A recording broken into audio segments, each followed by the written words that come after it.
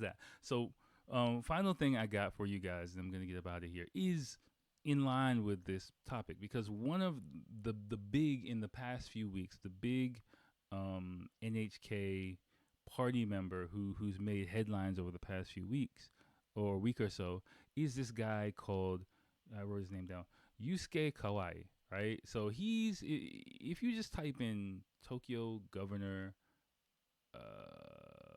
candidate Joker or something like that, it'll come up, right? But his name is Yusuke Yusukekawai, and he's a guy who just wears like Joker face paint. I saw him in with a mask, face paint, or whatever. He's in his 40s. Don't worry, it's not a young guy at all. But what happened was like a few days ago, I don't really know what he wants either. Like, sorry, one second.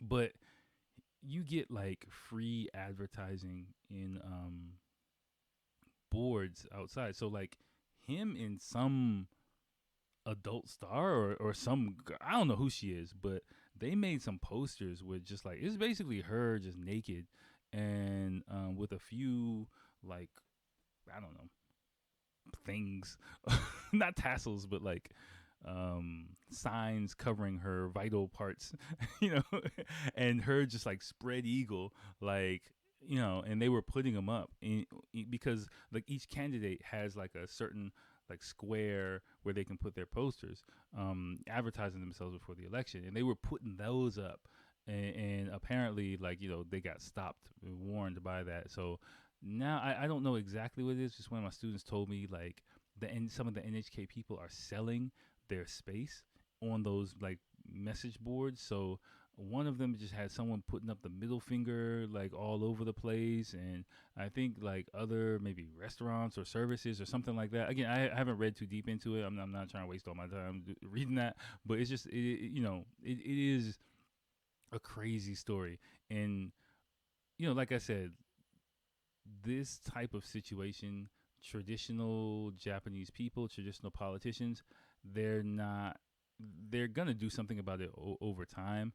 But one thing about Japan, like things don't get changed over on the fly. So like because the NHK party found this loophole, it can be completely exploited and nobody can say anything. Like, you know, for example, in America, you know, if there's a loophole and it's clearly not to the benefit of everyone, in the middle, people will stop it and like, okay, no, we're changing the rule right now because this is way too wild.